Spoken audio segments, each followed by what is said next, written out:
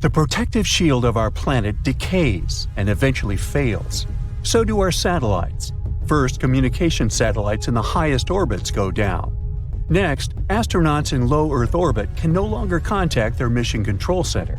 And finally, hazardous, relentless cosmic rays start bombarding everything on Earth, causing havoc and devastation. Are these the terrifying consequences of the planet's magnetic field reversal we're going to face? Right now, as you're watching this video, Earth's north magnetic pole is extremely out of whack. It's so serious that scientists will have to update the global magnetic field model released a mere 4 years ago. Does it all mean that the magnetic pole of our planet will flip soon? Well, be patient, we'll figure it out a bit later. You see, the magnetic pole is moving quite erratically from the Canadian Arctic towards Siberia, and these movements are very unpredictable. But it's normal for the pole to be moving.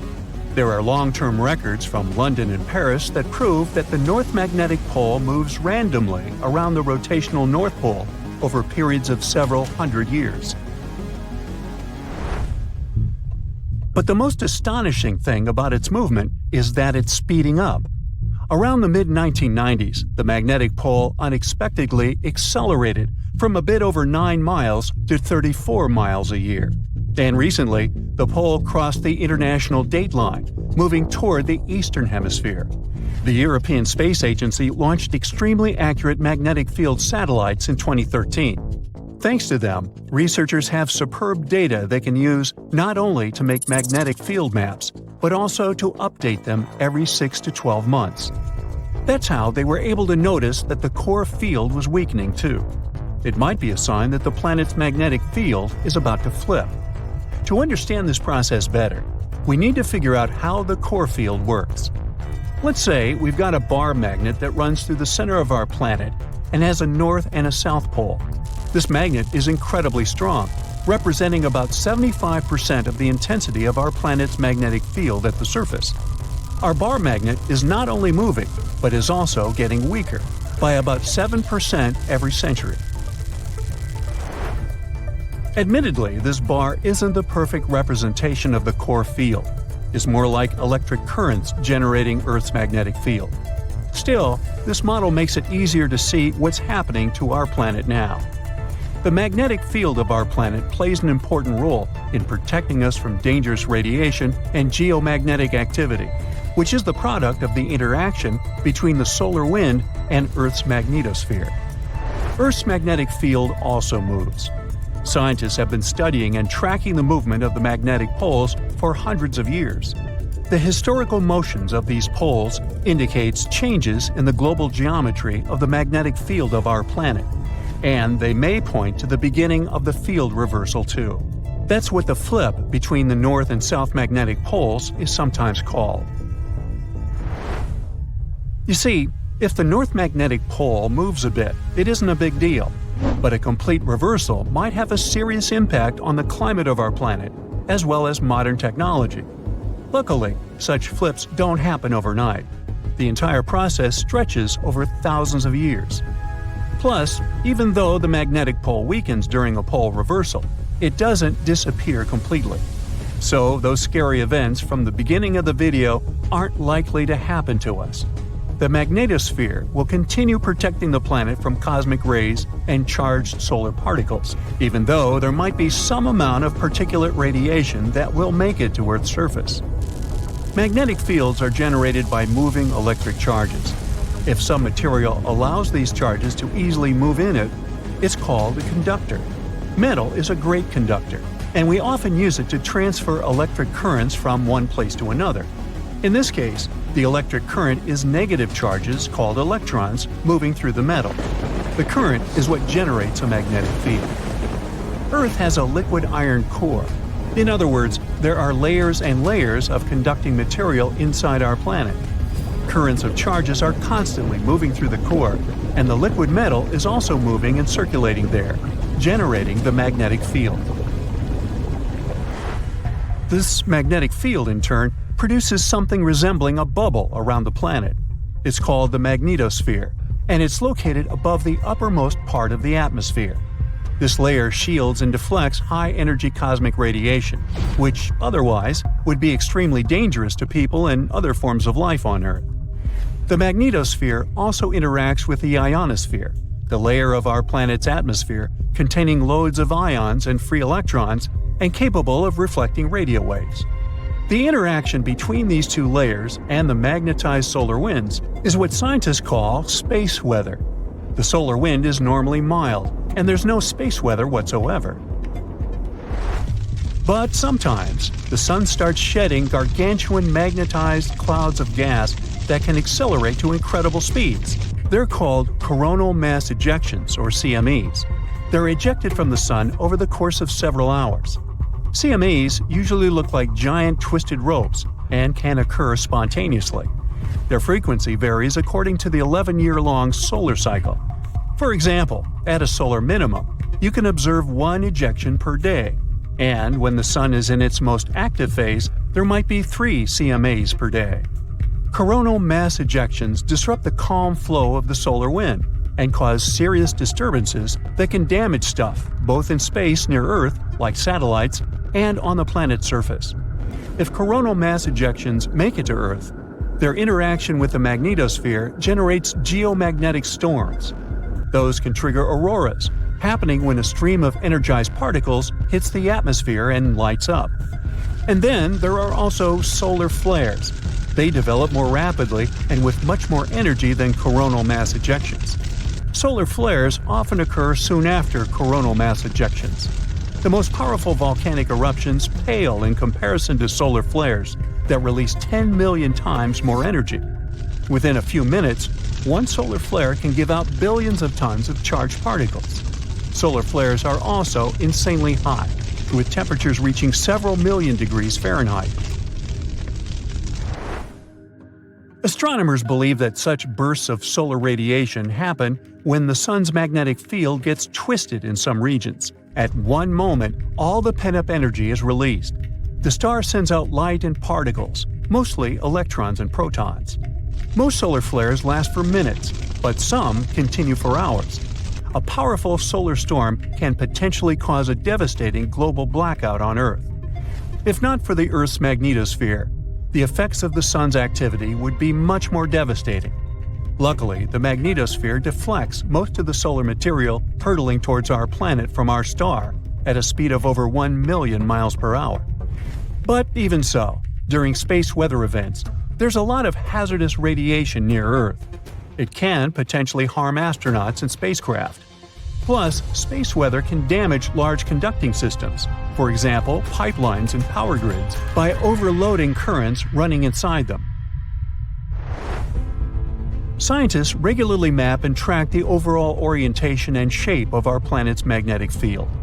To do it, they use local measurements of the field's orientation and magnitude.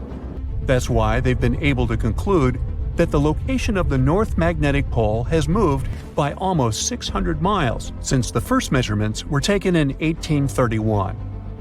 The magnetic field of our planet reverses on a timescale varying between 100,000 to 1 million years. One can tell how often it happens by looking at volcanic rocks at the bottom of the ocean. They capture the orientation and strength of Earth's magnetic field at the time of their creation.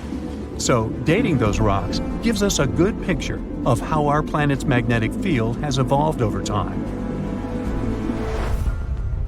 From a geological point of view, field reversals happen quite fast, but they are extremely slow from a human perspective. A complete reversal normally takes a couple of thousand years, but during this time, the orientation of the magnetosphere may shift, exposing more of Earth to cosmic radiation. Such events tend to change the concentration of ozone in the atmosphere. In any case, scientists can't say for sure when the next field reversal will happen, but they keep mapping and tracking the movement of our planet's magnetic north. By the way, the Earth isn't the only planet with a magnetic field. Gas giants, like Jupiter, also have a conducting metallic hydrogen layer that generates their magnetic fields. Jupiter's internal magnetic field prevents the solar wind from interacting directly with the planet's atmosphere. So, what would it look like to go around Earth at the speed of light? Well, I'm guessing pretty quickly, but let's get to the details. Traveling around Earth at the speed of light would be an astonishing sight to behold.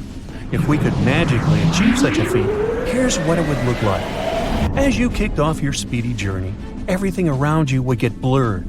The landscape would transform into a streak of dazzling lights, like a cosmic fireworks show on fast forward. The world would appear distorted, with buildings and landmarks merging into streaks of brilliance as you zip past them. The familiar features of cities would become blur colors, blending together in a mesmerizing display. Day and night would blend seamlessly, since Earth's rotation would become an indistinguishable whirlwind.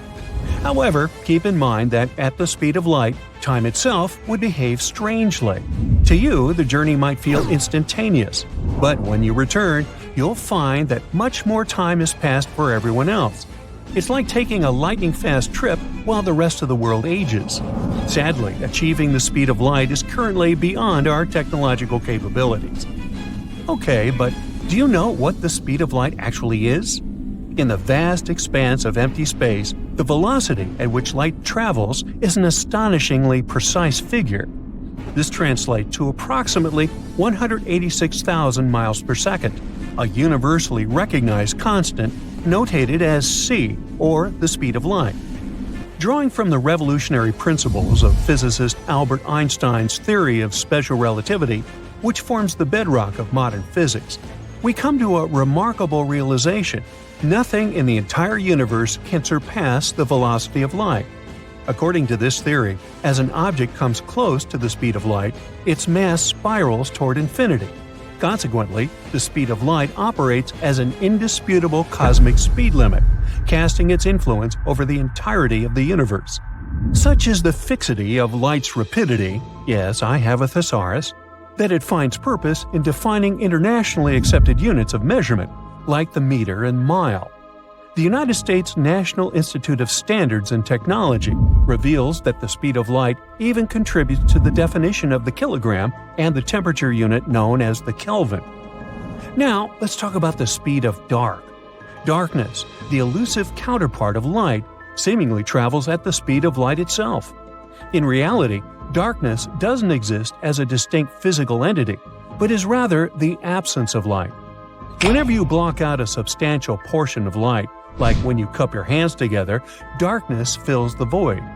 When discussing speeds, we can think of darkness as what emerges once the light ceases to illuminate, and it appears to move at the speed of light. Still with me? Yeah, my brain is starting to ooze out my ears too. Anyway, let's take a journey to distant space, far away from any light sources, such as the radiant sun. Imagine having a light bulb attached to the nose of your spaceship, emitting its luminosity in all directions through space at the speed of light. Now, if you momentarily turn off the light bulb and then turn it back on, a fascinating phenomenon occurs. Light continues to travel outward in all directions from before you dim the bulb, and subsequent light beams follow after you restore its glow. However, amidst these expanding spheres of light, an intriguing region emerges. It's the space in between there was no light because none was generated during the brief period when the bulb was off. So, in this cosmic spectacle, darkness appears to join the journey alongside light, seemingly chasing it at the speed of light. It reminds us that even in the absence of light, there is an enchanting interplay between shadows and illumination, each playing its unique role in the vast tapestry of the universe. The speed of light is the fastest thing in our universe. It travels across space, passing through Mercury and Venus to reach us, and it's slowing down. No need to panic though. The sun is getting weaker, but we won't see the effects of it for another billion years. In the vacuum of space, the speed of light is around 186,280 miles per second. Any slower than that, and humans would see the changes firsthand. There would be some awesome effects, like colors changing and the brightness of objects fading. We'd also notice some differences in everyday objects, their length and shape. Scientists created a simulation to see what would happen if the speed of light was slower. In a vacuum, the speed of light can't change, But if light passes through different materials and objects, it alters the way we perceive things. Light acts as a wave and a particle, meaning that it's a wavelength. The color and frequency are determined by the distance from crest to crest in the wave. It behaves similar to sound with the Doppler effect.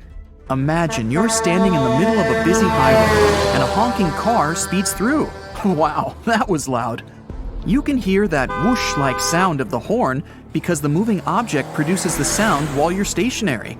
The frequency and pitch seem to change, but it's just the sound reaching your ear faster than it would if you and the car were both stationary.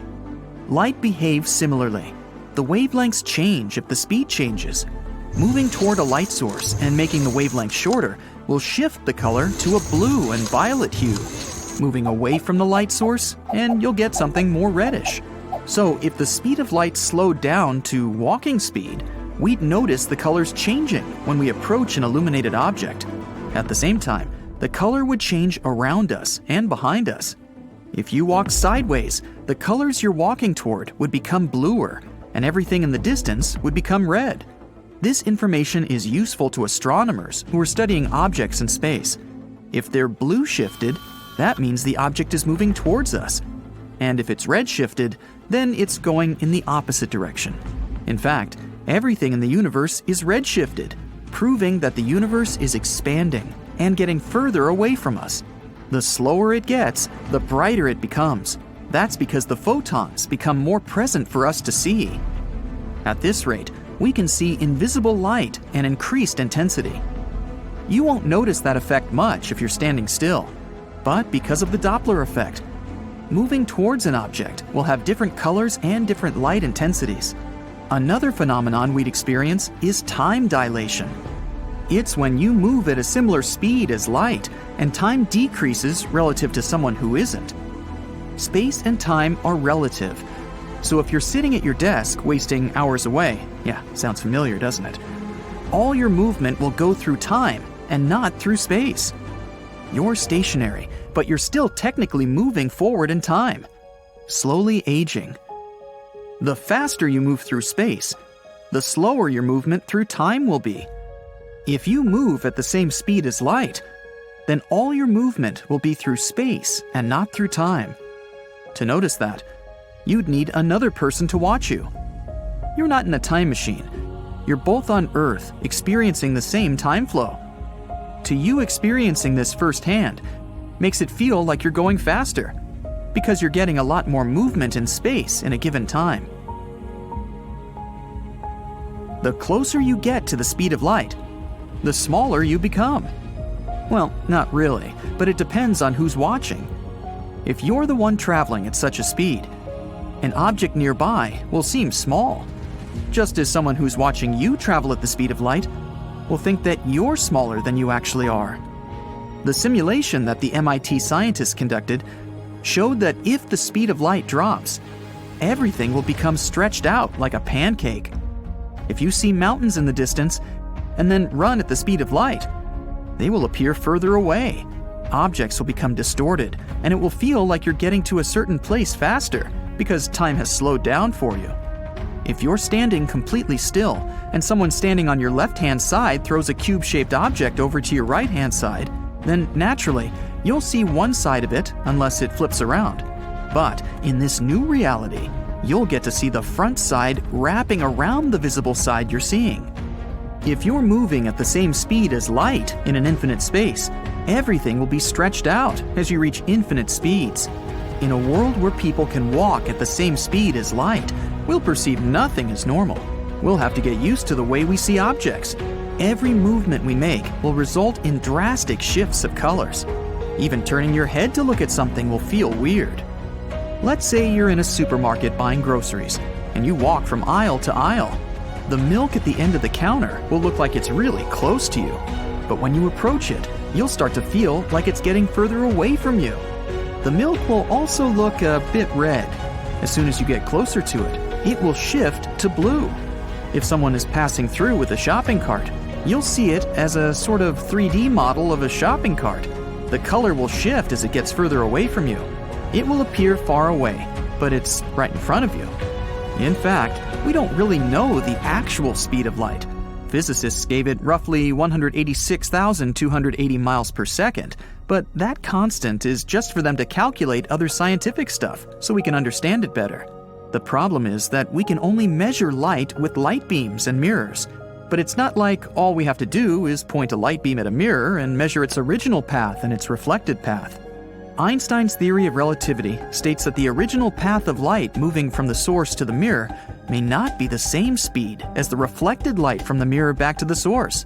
Hypothetically, if it takes light 10 seconds to travel from the source to the mirror and then back to the source, then we can conclude that each trip takes 5 seconds. But Einstein's theory is that it could take 9 seconds for light to travel from the source to the mirror and only 1 second from the mirror back to the source. Or vice versa. Or maybe completely different numbers altogether. That's why it's so difficult to measure light. A breakthrough came out for scientists when they managed to slow down the speed of light to 0 without losing its brightness. They did this by using ultra-cold atom clouds made with photonic crystals. These crystals are materials punctured with billions of tiny holes where light can refract. But what if we lived in a world where light stopped halfway? You'd wake up one morning and feel like it's twilight. You'd open the curtains and see that many car lights are on, but aren't so bright. You turn on the lights in your room, but feel like the bulb is tapping out. You replace it with another one, but it doesn't do the trick. You turn on the lights everywhere in your house, but it's all just giving weak light. You're confused and try to check if there's a problem with the electricity in your house, but it seems to be working well. You check on your neighbors, and they also have the same problems. Even experts in the field can't understand what's going on. Hours pass, and it's all the same. All the light in the world seems to have frozen halfway. Your phone is low on brightness, even though you bumped it up to maximum. Everything is getting darker. You learn from the news that it's a global problem. Light is slowly diminishing, and soon there won't be any of it in the world. You decide to wait it out while everyone else is panicking. Whoa, something doesn't feel right. Everything seems shaky. It's definitely not an earthquake, and it's actually getting worse. The clouds seem to move quicker than usual, and the animals are going into a frenzy. The news anchor pops up on the TV in an alarmed tone and says, "Good morning. We're sorry to interrupt your program. Scientists have just discovered that the Earth's rotation has been fluctuating at an unusual rate. A group of specialists believe that the Earth is increasing its rotation with every second, and they don't know why. Even if the Earth increased its speed by 1 mile per hour, the day would only get shorter by a minute and a half or so. We wouldn't really feel it, and you could go on like nothing is happening. But as the Earth spins faster, our bodies, which are adjusted to a 24-hour timing, will have a hard time trying to cope with it. If you live by the equator, that means the rotation of the Earth is going quicker than at the North and South Pole. The area by the equator needs more time in order to complete its full rotation from the starting point. You'll experience more rain than usual. The Earth's rotation keeps the weather consistent and balanced so that nothing abnormal happens. But because the Earth is moving so fast, the weather is acting up. We'll start to see more storms and more cozy days inside, sipping on hot cocoa. Even though it seems weird, everyone can go about their day. But if the Earth picked up some speed and moved at 150 feet per second, the day would be reduced to only 22 hours. It kind of makes you feel jet-lagged 24/7. Every business works with the 24 hours a day schedule, so taking away even 2 hours can have catastrophic effects on the world economy. The whole calendar will have to change and adjust to the new timing. Clock designs will change with the new midnight, replaced with 10 o'clock. And with each week, the hours will shorten, so there will be no proper way of telling time except by sunsets and sunrises. The weather will continue to get worse and worse, feeling like the rain will never stop. The animals that rely on weather patterns won't know how to function, and mass migrations will occur from almost all species of animals. Flocks of birds will be flying everywhere and reach places they normally won't go to, affecting the whole food chain and ecology. Woods, jungles, and other places where animals roam are kept in proper balance when unaffected by humans. If it constantly rains in certain areas, then floods will force animals to move to other territories and compete with the predators in the area. If the Earth picked up speed every day, then standing on a scale in the Arctic would tell you weigh 180 pounds, but around the equator you might weigh about 179 pounds. That's because of the extra force opposing gravity in that area. With the Earth spinning faster, all airlines around the world stop, since the radar systems have gone haywire and the weather is too dangerous to fly. Everyone has to get around by car. Satellites are positioned in such a way that it's crucial they remain where they are in order to bounce signals to us. Because of what's happening, Wi-Fi and TV signals can't go through. Communications around the world will end up short and slow, and eventually we'll have a total communication blackout. Ships will cease to operate and global trading will collapse, adding extra damage to the already failing world economy. Winds will get stronger and faster than usual, which means temperatures will change. Storms like hurricanes will be stronger than ever and have more energy for destruction. And still, at 100 miles per hour, the equator will now be swallowed up in the water. The Amazon basin and small islands will now completely submerge in water by around 50 feet. Most of the plant life will be in danger, especially by the equator. With woods threatened by floods, more animal environments will be in jeopardy. The trees and plants won't survive so much flooding. If the Earth rotated so fast that the hours would now be reduced to 15, then we'd probably feel like we're always on a jet plane going through turbulence. It would be impossible to sleep if the Earth kept picking up speed every second of the day. So days would be around 7 hours long as well as nights. The whole world would be flooded, except for the highest points and the tallest mountains. If that happens, humans will most likely end up there clinging to the last remaining clear patches of land. Most of the animal life will be extinct as well. And as the Earth is spinning faster and faster, the crust will lose its durability, allowing more frequent and stronger earthquakes to happen. Volcanoes will erupt all over, even if they're submerged in water. It'll go on like this for quite a while. Many major natural disasters like earthquakes, tsunamis, volcanoes, and even melting ice sheets have sped up the speed of the Earth by milliseconds. So, with the Earth's continuing speed increasing, these natural disasters will make the planet go even faster. Even if it's just for milliseconds, it's enough to have major consequences. The Earth is now spinning at 1,000 miles per hour, and as you're sitting with the rest of the survivors, you feel yourself levitating slightly. You'll see tiny pebbles and rocks floating inches from the ground.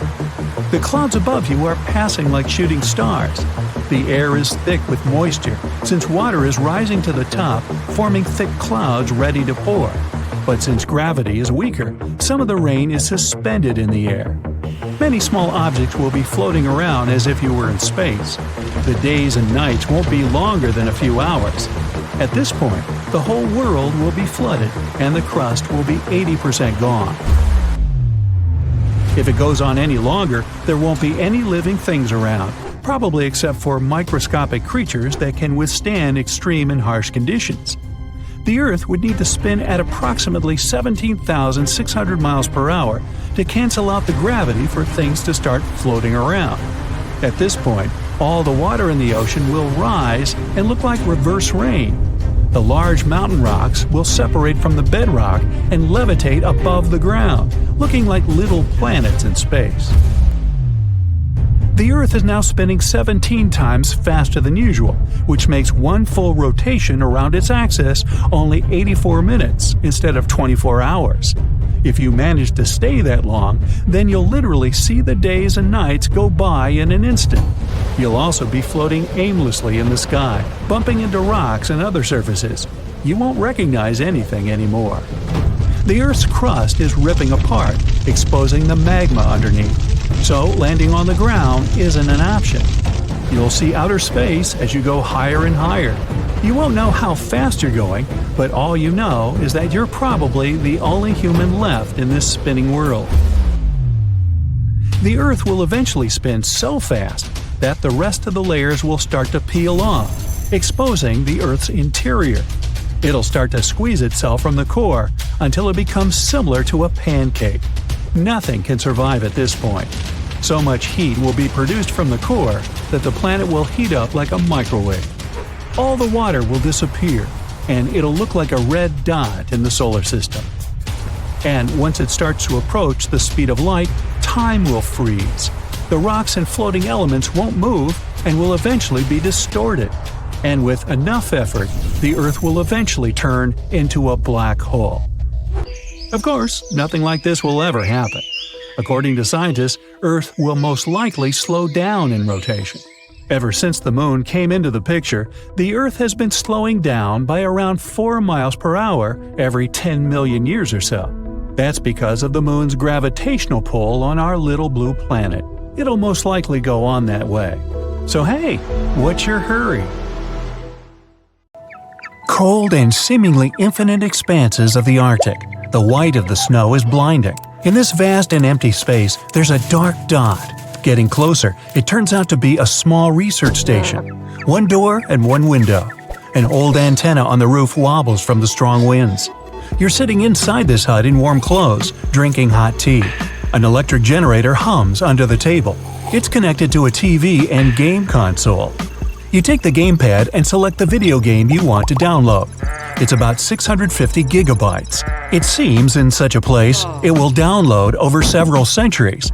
But you press the button and the game is downloaded on the console in less than a second. Welcome to the world with the fastest and most accessible internet.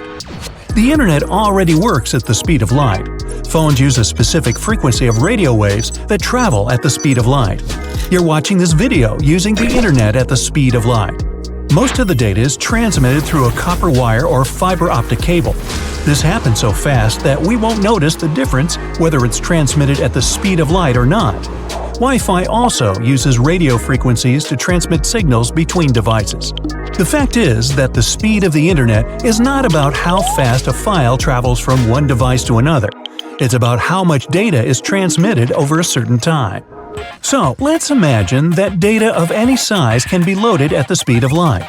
300 gigabytes of several movies in 8K, 400 gigabytes of a video game with ultra-realistic graphics, 1 terabyte of a project for a graphics editing application, and all of this is downloaded to your device in 1/100th of a second. The internet is a connection between computers. For everything to work correctly, the computers connect to a router. This thing works as a controller. It makes sure that the message from one computer reaches the other without any confusion. When there are too many computers, you need more routers that connect to other routers. You can scale this network indefinitely. To connect millions of houses to the network, developers can use telephone cables. To make this complex system stable, it's served by internet service providers. They're companies that we pay money to access the internet. In simple terms, all information from the internet is transmitted via a cable directly to the Wi-Fi router. It uses radio waves to wirelessly transmit data to a computer or phone. Your devices are also equipped with an antenna that can catch and transmit signals via radio waves. The speed of the internet slows down when it goes through different routers, receivers, and other technical hurdles. The cable may be damaged. Providers limit the speed intentionally and increase it when you pay more money. Also, the speed of the internet is affected by the number of users connected to the same network. It's like a broad highway with a traffic jam. The more cars there are driving on it, the slower they move. Just like that, your data is loaded onto your devices. To spread the internet at the speed of light everywhere, developers need to improve cables data passes through. The number of networks and routers should be increased. The jammed highway will become even broader, and cars will be able to drive at full speed. Providers should remove all restrictions as well. Every mobile device and computer should have a high-frequency antenna that catches signals from an ultra-fast router. Several huge routers are located all over the planet. They look like enormous boxes without windows and with giant antennas on their roofs. Deep underground, thick cables providing ultra-fast data transmission are connected to these boxes. As soon as the signal from the cable enters the box, it broadcasts to space via radio waves. Thousands of satellites hover over the planet and intercept these waves to spread them throughout the world. So, anytime and anywhere, you have access to the internet that's working at the speed of light. Movies and video games are created several times faster. A lot of time is spent trying to transfer a terabyte of data with graphics from one computer to another, which is located in another country. Now, with Super Internet, developers get any amount of data in an instant. Flash drives and hard drives are no longer needed in the world. Everything is kept in cloud storage. From there, you can download any file to your computer thousands of times faster than if you downloaded it via USB. Companies that provide cloud storage services are becoming the richest in the world.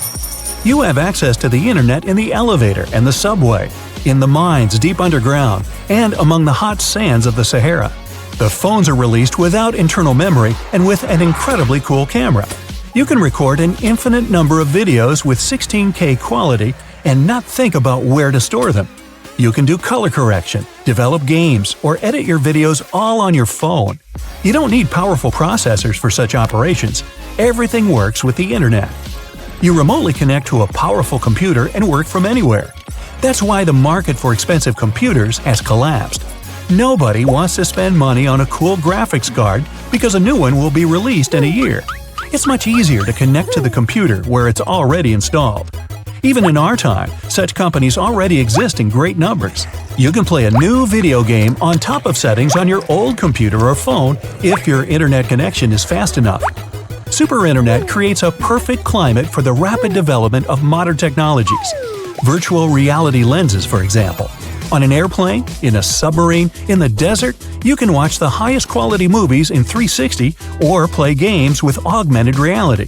Special effects and graphics in such games become indistinguishable from reality. Artificial intelligence can process data from all over the world simultaneously, in seconds. Thanks to this, people make discoveries in the field of medicine and genetic engineering. Scientists are developing a machine that can upload the human mind on the internet and download it back. Each user's cloud storage accumulates so much digital garbage that people hire special companies to clean up terabytes of useless data. A huge amount of energy is consumed.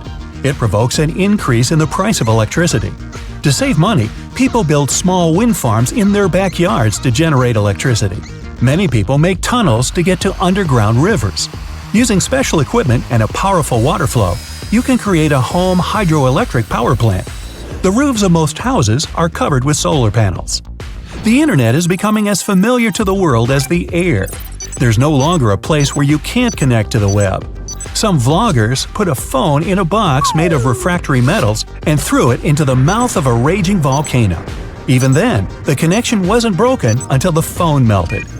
In a few years, the data on the internet as a whole increases thousands of times. Billions of petabytes must be stored somewhere.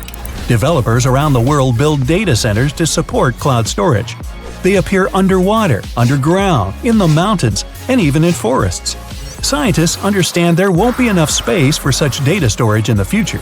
In addition, all centers emit strong radiation, which is bad for humans and the Earth's atmosphere.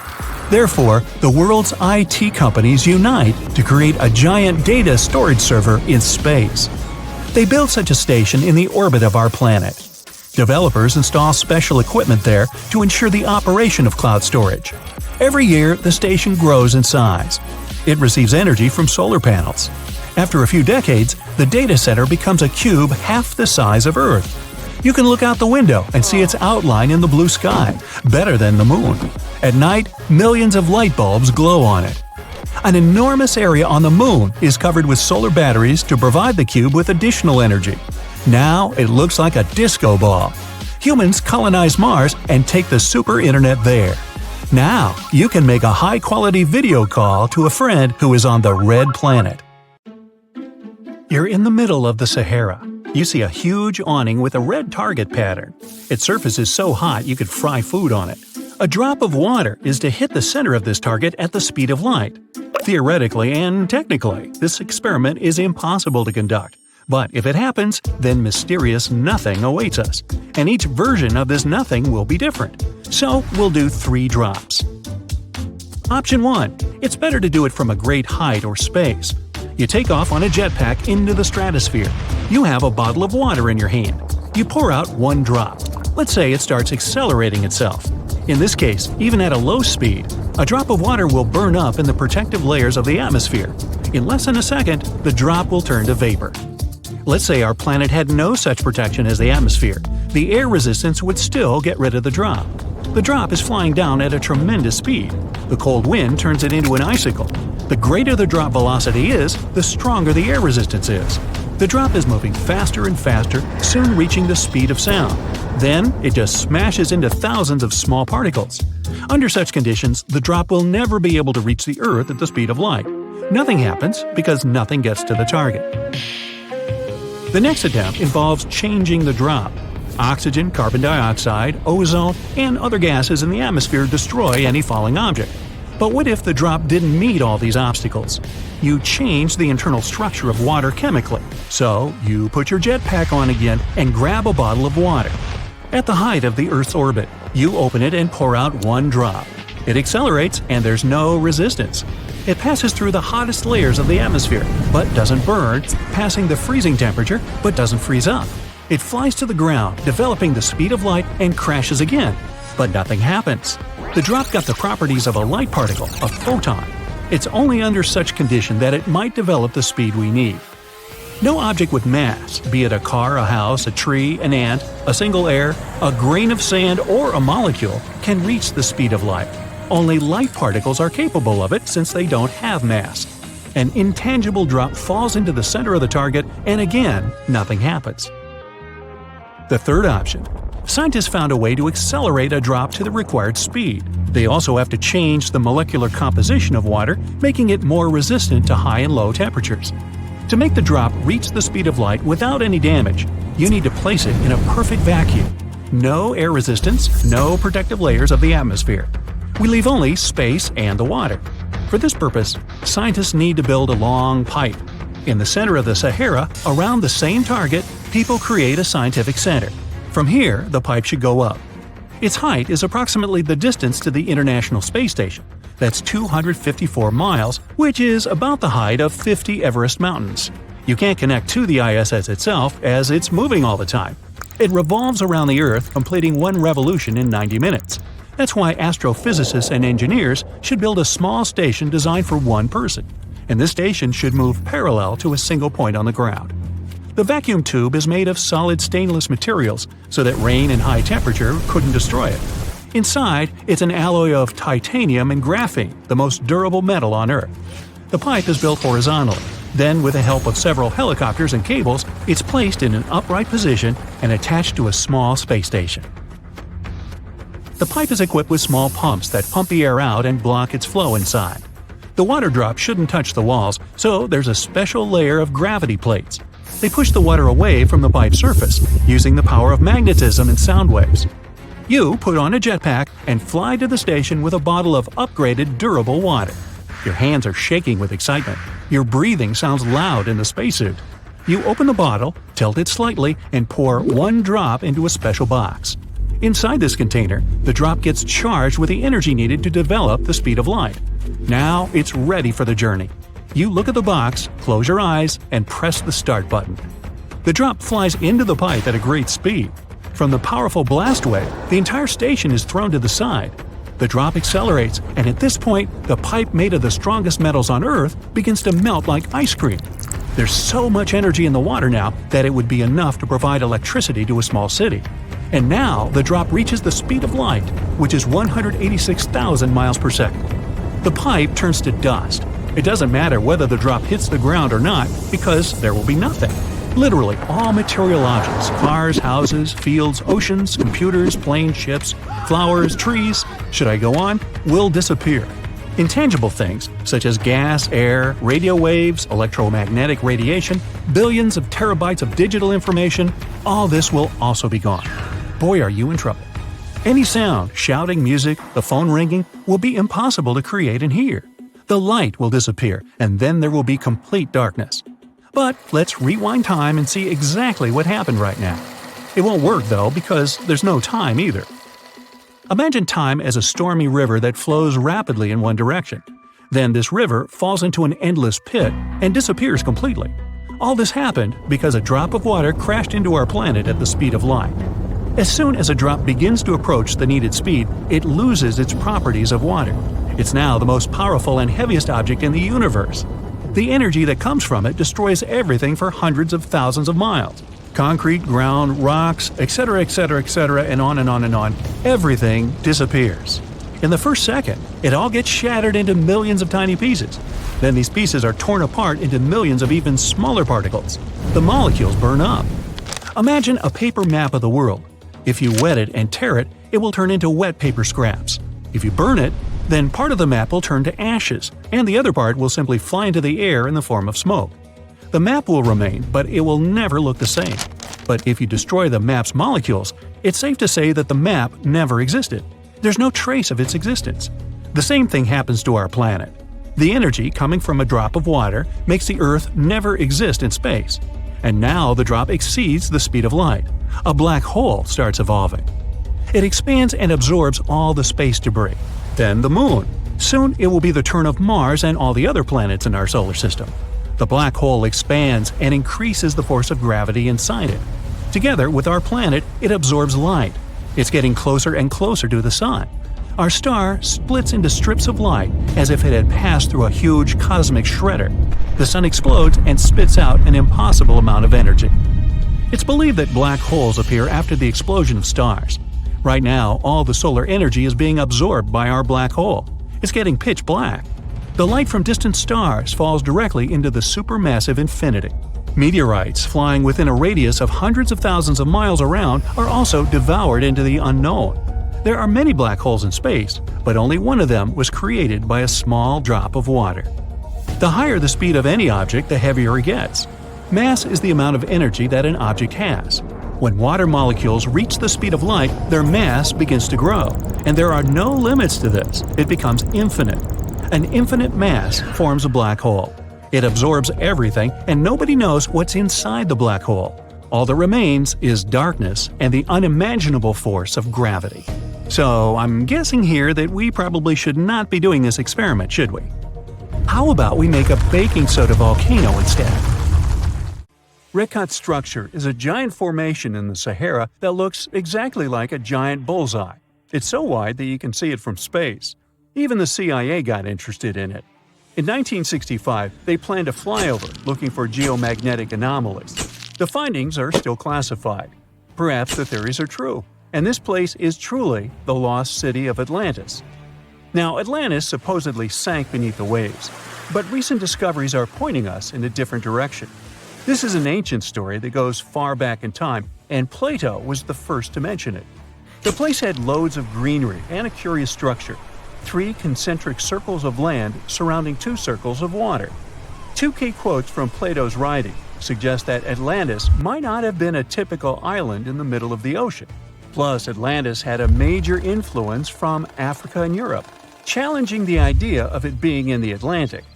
It turns out that the Eye of the Sahara and Atlantis look alike. When astronauts saw the Eye of Sahara from above, they initially suspected a meteorite impact crater.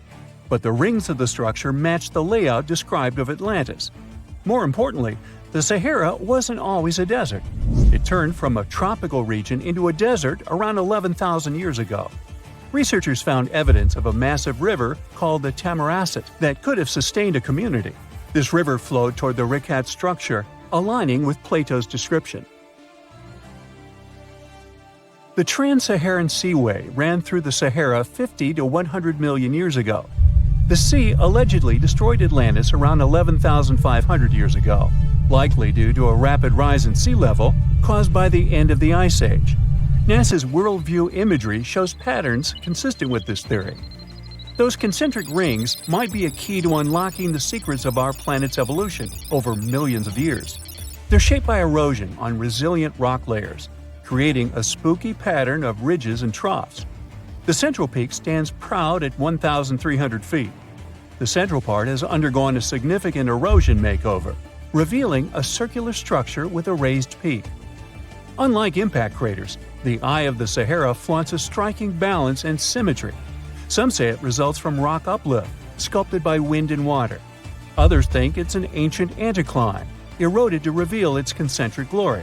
Then there's a salt diapir theory, suggesting that salt's buoyancy sculpted this beauty. Dating techniques have proved that it formed 541 to 252 million years ago, give or take a million or two. Ancient tools are scattered around the outer rings of the structure near riverbeds. Some older stone tools have also been spotted in the same areas. And still, even though some spear points from the Neolithic period have been found, there aren't many signs that people were living there back then. The area seems to have been used for short-term activities like hunting and making tools. There are other unearthly mysteries that haunt our world.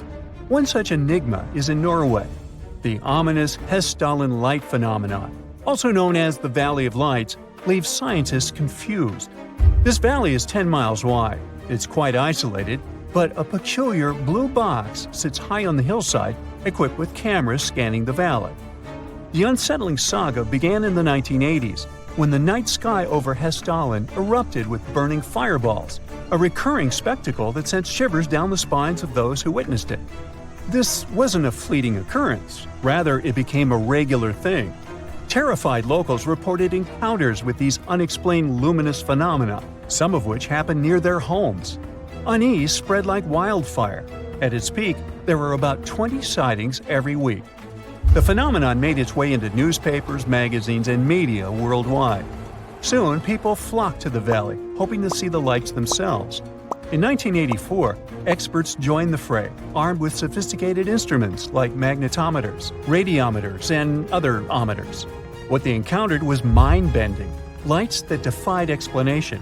Some moved at a leisurely pace, while others raced through the sky at an astonishing 19,000 miles per hour. People tried to explain these lights: airplanes, distant reflections, ball lightning, satellites, planets, meteors.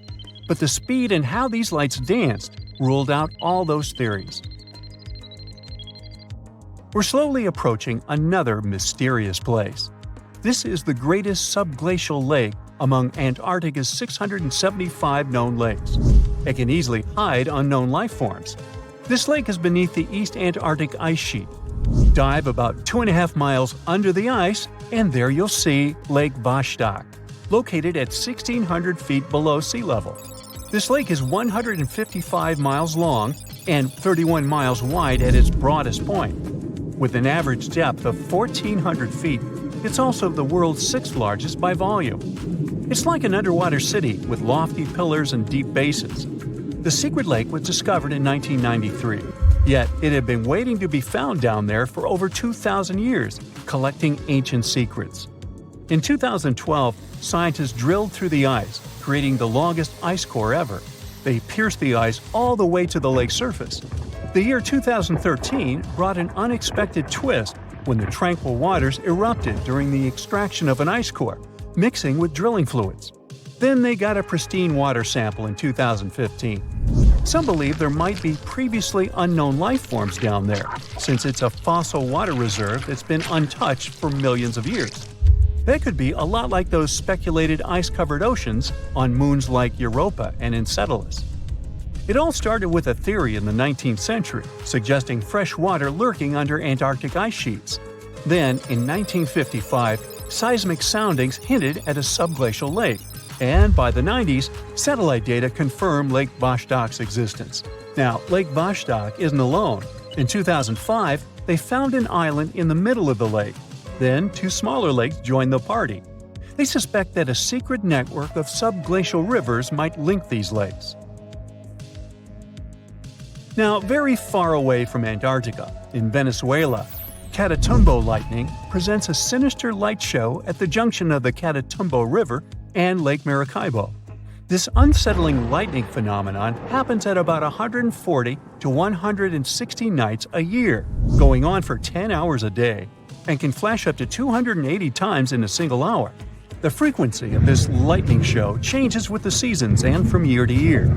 There was a break between January to March in 2010, causing a bit of worry that it might vanish forever. As the sun sets, winds from the east start picking up speed. The strong wind is called a nocturnal low-level jet, like what you see in the Great Plains of North America. These winds bring moisture, mostly from the Caribbean and the lake itself. This humid air hits high mountain ridges, causing thunderstorms to form over the mountains. Thanks to the ongoing wind situation, more thunderstorms appear as the night goes on. This pattern repeats itself, and is why this area has the highest annual lightning rate globally. The next place scientists cannot explain is in China. That is the Longyu Caves. They have lofty slanted roofs and sturdy pillars. The spot remained hidden for centuries. These human-made caverns, built around 2,000 years ago, decided to reveal themselves only in the 90s. Local farmers drained some ponds and unveiled 5 massive caverns. Further digging exposed an additional 19 smaller caves. They range from 60 to 110 feet in width and 26 to 50 feet in height. Archaeologists found historical relics from the reign of Emperor Zhuan of Han, dating back to over 2,000 years ago. Now, how did these caves survive for more than 2 millennia without falling apart? No ancient records explain the way they were crafted either. The walls show chisel marks, hinting at some layer-by-layer chiseling action, but the exact construction process is still a head-scratcher. If you're a fan of Dr. Pimple Popper, you're probably freaking out right now, itching to squeeze out every little blackhead from those lip contours. But this is actually a hill formation that you can find in Garb, Sudan. Knowing that perhaps makes it all the more creepy because it looks like the crack in the middle is swallowing up everything around it. This black hole scenario brings to mind our next stop, Vostok Island. This eerie spot is a 59-acre coral atoll situated in the southwestern Pacific Ocean, about 400 miles northwest of Tahiti. If you check it out on Google Earth today, it looks like it's been totally blacked out, sparking all sorts of wild theories. People keep saying that this place is some top-secret base, or even a fictional island straight out of Lost. But what we see here is actually just a dense, dark green forest made up of Pisonia trees. Since nobody lives there and hardly anyone ever visits, the island is pretty much untouched by humans. This massive star, or mandala, is situated just outside Beatty, Nevada. It has got the internet all puzzled, with people trying to figure out if it's evidence of some kind of extraterrestrial activity. To add to the mystery, this spot is right by the Tonopah Test Range, which is also known as the famous Area 52. Despite its creepiness, it's probably just one of the thousands of crop circles that gained fame after Google Earth came along. This spiral formation right here is also located in Nevada, and it definitely looks like another chilling crop circle. But things get even stranger if you use the Street View option. As you zoom in closer and closer, you'll notice that it's made up of carefully arranged rocks. This labyrinth, so to speak, is part of an open-air museum situated in the ghost town of Rhyolite. And if that's not creepy enough, take a look around and you'll see dozens of eerie men in white cloaks. Despite their lifelike appearance, these silhouettes are actually statues from an installation created by a Belgian artist in the 80s. Even stranger than stumbling upon a large circle on the ground is finding a bunch of them. Our next location in Wyoming is filled with peculiar circle structures to the point where it's hard to count them all. During the 20th century, this U.S. state shifted from a farming economy to an industrial one, dominated by the extraction of oil, gas, and coal. So, these circles are likely remnants of a tank farm. I mean, places where oil storage tanks used to be located. If you want to avoid nightmares, I highly recommend not searching for the mausoleum of Emil Becker in Poland. If you happen to find it by using the Street View mode, prepare yourself to face an abandoned place with the most terrifying sculpture there is. Oh, the creeps.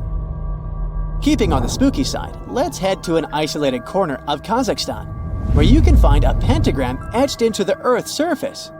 This formation is huge, measuring roughly 1,200 feet in diameter.